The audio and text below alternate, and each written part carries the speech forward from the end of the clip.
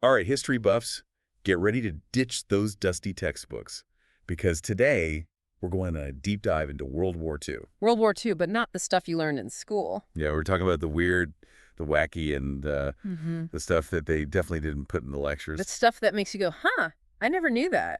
Exactly. And we're taking our cues from this awesome list called 22 Little Known Facts about WWII. Oh, that sounds promising already. Yeah, let me tell you, some of these are going to blow your mind. Think Army bears crazy weapons, top secret plans, straight out of a spy movie. Sign me up. I'm ready for some serious history surprises. Yeah, you're going to get them. So get ready for a wild ride through the lesser-known corners of World War II history. All right, let's do it. I'm always up for a good history adventure. Okay, so to kick things off, we're going to start with a story that honestly made me do a double take. Oh, this is going to be good. Ready for this? A Japanese soldier surrendering in 1974. Wait, what? 1974, the war ended decades before that. I know, right? I mean, seriously, 1974. The war ended almost 30 years before that. That's insane. What's the story there? Well, so it turns out this soldier, Teruo Nakamura, he was stationed on this super remote island in Indonesia. Ah, isolated from the rest of the world. Exactly, cut off. He had no idea the war was even over. Wow, so he was basically living in a time capsule for decades. Yeah, it's incredible and kind of tragic at the same time. Makes you think about the psychological impact, you know? Absolutely. The isolation, the propaganda, believing the war was still going on. It's a lot to process. And imagine trying to reintegrate back into society after that. Yeah. Talk about culture shock. Okay, so we've got one mind-blowing fact down, but buckle up because we're just getting started. Hit me with another one. All right, did you know that over 15,000 U.S. pilots died during training exercises? During training, Yeah. not in actual combat. During training. Mm-hmm. To put that into perspective, that's almost a third of all American flight crew casualties during the entire war. Wow, that's a staggering number. Right. I mean, think about it. They didn't even make it to the battlefield. It really makes you appreciate the risks involved just in learning to fly those warplanes. Yeah, and the pressure on those pilots must have been immense. Absolutely. And you have to consider the rapid advancements in aviation technology at the time. Oh, yeah. Planes were evolving so quickly, training couldn't always keep up. Right. New designs, new capabilities. It was a constant race to stay ahead of the curve. And unfortunately, sometimes that meant pushing the limits a little too far. Like with the B-24 bomber, notoriously difficult to fly, earned the nickname the Flying Coffin. Oh, wow. Yeah, I've heard of that one. A lot of accidents during training. It's a reminder that progress often comes at a cost, and in war, that cost can be human lives. It makes you wonder about those pilots, the ones who didn't make it back, what their stories were. Absolutely. Each one a tragedy, a reminder of the sacrifices made on all sides of the conflict. Okay, well, let's shift gears for a moment and talk about something a little bit more out there. Oh, I love where this is going. Let's talk about some truly wild weaponry. Yeah. I'm talking stuff that sounds like it came straight out of a comic book. Okay, you've got my attention. Lay it on me. All right, first up, we've got the German V3 cannon, a super gun designed to launch projectiles across the English Channel. Across the English Channel, are we talking like a giant slingshot here? Not quite. Think more along the lines of a massive cannon over 100 miles long. Whoa, hold on, over 100 miles long. That's insane. It was a truly ambitious project, to say the least. The goal was to bombard London from a distance. Wow, that's some serious long-range artillery. I mean, can you imagine the chaos if they pulled it off? London under constant fire from a cannon miles away, it would have been a whole different kind of war. It's a testament to how far they were willing to go with technology and innovation. And speaking of pushing boundaries, how about this? The Polish army had a bear serving in their ranks. Wait, what? A bear in the army? You're messing with me, right? I'm totally serious. His name was Wojtek, and he even held the rank of private. You can't just drop a bombshell like that and not give me the details. Come Yeah. on, what's the story with this army bear? Okay, so picture this. Polish troops are evacuating from the Soviet Union during the war, and they come across this orphaned bear cub. That's heartbreaking. Yeah, they decided to adopt him, named him Wojtek, and he became their mascot. I bet he was a big morale booster. Totally. But get this, he didn't just hang around camp, he actually helped out. What do you mean helped out? A bear doing chores? Well, not exactly. During the Battle of Monte Cassino, Wojtek started mimicking the soldiers carrying crates of ammunition. Hold on, he was carrying ammo. That's incredible. I know, right? He became a legend. The soldiers loved him. He even got his own insignia, a bear carrying a shell. Wow, that's an amazing story. It really shows the bond that can form between humans and animals, even in the midst of war. Right, and the unexpected ways that animals can contribute, you know?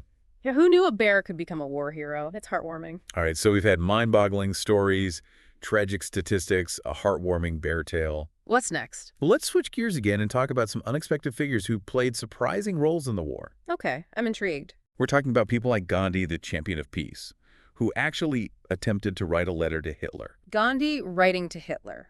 Now that's an unlikely pairing. Right. He addressed Hitler as dear friend and urged him to seek a peaceful resolution to the conflict. Wow, talk about a clash of ideologies as Gandhi the pacifist trying to reason with Hitler the dictator. It's a fascinating glimpse into Gandhi's unwavering commitment to nonviolence, even in the face of global war. It really makes you think about the power of belief and holding on to your principles no matter what. And then on the complete opposite end of the spectrum, we have Heinrich Himmler, one of Hitler's top henchmen. Oh yeah, Himmler the head of the SS. Right, and this is the guy who oversaw the Holocaust, yet he couldn't handle the pressure of leading an army. Wait, seriously, Himmler the architect of terror couldn't stomach actual warfare. It's true, his time in charge of Army Group Vistula was a complete disaster. I'd love to hear more about this. What happened? Well, apparently he was riddled with anxiety, he needed constant massages, insisted on naps throughout the day, and eventually he just bailed, abandoned his post, and went to a spa. He went to a spa. Are you kidding me? No, totally serious. The guy who orchestrated some of the most horrific acts in history couldn't handle a little battlefield stress and ran off to get pampered. Wow, talk about a leadership fail. It's almost comical if it weren't so disturbing. Right. It's a reminder that power doesn't equal resilience, and that even the most ruthless individuals are still human with their own weaknesses and anxieties. Yeah, human nature is a strange thing. All right, so we've gone from peace-loving pacifists to spa-loving Nazis. Where do we even go from here? Let's see. How about we delve into the realm of unconventional tactics and special units? Oh, I like the sound of that. We're talking everything from daring female bomber pilots to, well, bat bombs. Wait, hold on. Did you just say bat bombs? I did indeed. Buckle up. Things are about to get even weirder. Okay, you've definitely got my attention now, bat bombs. Let's hear it. The world of unconventional warfare is full of surprises. Creativity, audacity, and sometimes a healthy dose of bizarre. Let's dive in. First up, we've got the Night Witches. Night witches sound spooky. They were an all-female Soviet bomber regiment known for their daring nighttime raids. Wow, female pilots in World War II. That's awesome. Yeah, they flew these outdated biplanes, and they would cut their engines near the target to glide in silently. Oh, wow. So they were like stealth bombers. Pretty much. And that silent approach, it created this eerie whooshing sound. I bet that freaked out the Germans. Totally. The German soldiers, they thought it sounded like witches on broomsticks. Hence the nickname Night Witches. That's awesome. Talk about psychological warfare. Yeah, it was a brilliant tactic. Yeah. Speaking of bibings, you wanted to hear about those bat bombs. Oh, yeah, those bat bombs? That still sounds crazy to me. Like something of hundreds of bats in a bomb. Okay, I'm listening. And each bat had a tiny, timed incendiary device attached to it. So they were like weaponized bat swarms. Exactly. The idea was to release them over Japanese cities. And then what? The bats just fly around? Well, the bats would disperse, find buildings to roost in, and then boom, the incendiary devices would ignite. Causing fires all over the city. Yep, it was a pretty ingenious and terrifying plan. I can't believe they actually considered using bats as weapons. That's wild. But wait, you said there were rat bombs too? Oh yeah, the British Special Operations Executive, those guys were masters of covert warfare. So what did they do? Strap explosives to rats? Not exactly. Their plan was to plant dead rats filled with explosives in German coal bunkers. Booby-trapped rodents. That's just sneaky. The idea was that these explosive rats would end up in furnaces, causing sabotage and mayhem. Oh, wow. That's actually pretty clever. Targeting their infrastructure. Yep. A very unconventional way to disrupt the enemy's war effort. It's amazing how both sides were coming up with these crazy ideas. War is a breeding ground for innovation. Sometimes it leads to brilliant ideas, and sometimes it leads to bat bombs. True enough. But this next story might be the most surprising one yet.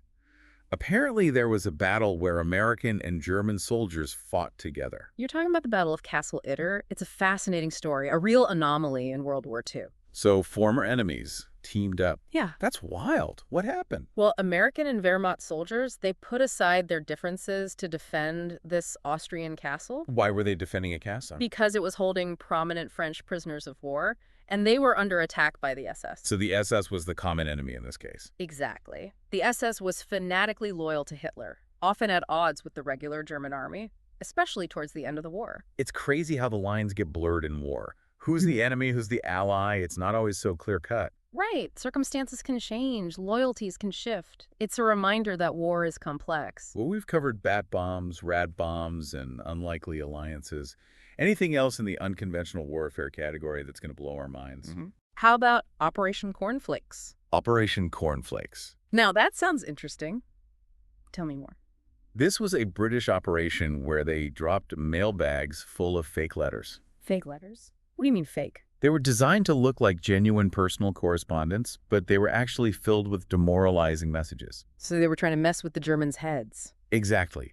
They wanted to spread rumors of defeat, fuel anxieties about the war effort, undermine morale. Wow, so it was like psychological warfare through the postal service?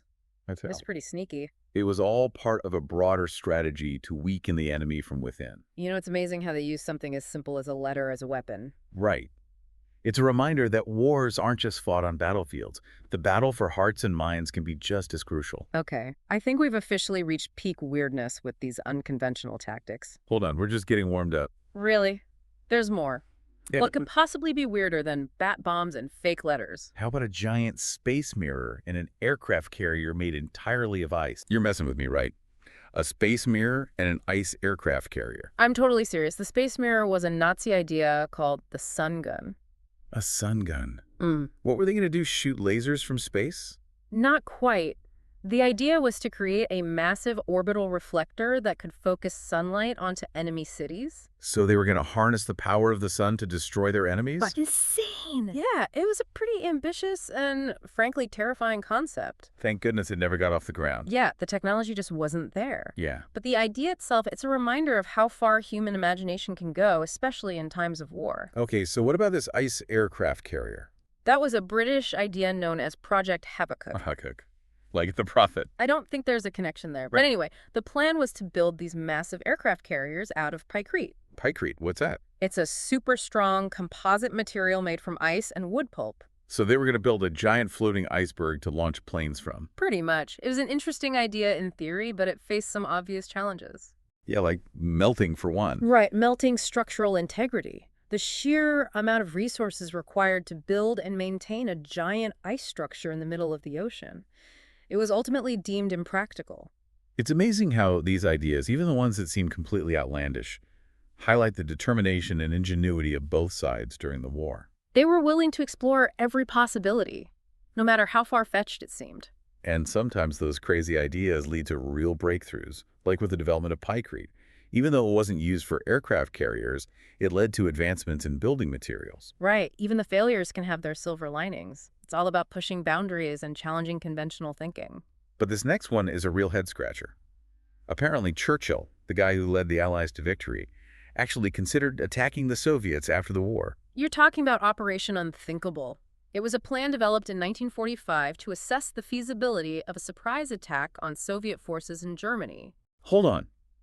So, just months after fighting together against Nazi Germany, Churchill was already thinking about going to war with the Soviets. What happened? Well, the geopolitical landscape was changing rapidly after the war. The alliance between the Western Allies and the Soviet Union was already showing signs of strain. So it was a case of the enemy of my enemy is my friend, but only until the common enemy is defeated. In a sense, yes. The war had reshaped the balance of power, and new alliances and rivalries were emerging. The Cold War was on the horizon. It makes you realize how quickly things can change in politics and international relations. Absolutely. And Operation Unthinkable, while it was never implemented, it highlights that shift in thinking. It's a reminder that alliances aren't always permanent, and that even the closest of allies can become rivals when circumstances change. And it sets the stage for the next chapter in global affairs, the Cold War, a period of tension and mistrust that would shape the world for decades to come. It's crazy to think how these little-known stories, these facts that don't make it into the textbooks, they can totally change our perspective on something as massive as World War II. Absolutely. They add these layers of nuance. You know, it's not just dates and battles. It's about people making choices, taking actions, sometimes really bizarre actions. Speaking of bizarre, did we miss any other mind-blowing facts from our deep dive into 22 little-known facts about WWII? I'm still thinking about those bat bombs. Well, how about this? The Soviets had their own Lady Death. Lady Death sounds ominous. Who are we talking about? Ludmila Pavlichenko, a female sniper. A female sniper in World War II. Yeah, and get this, she had over 300 confirmed kills. 300 kills. That's incredible.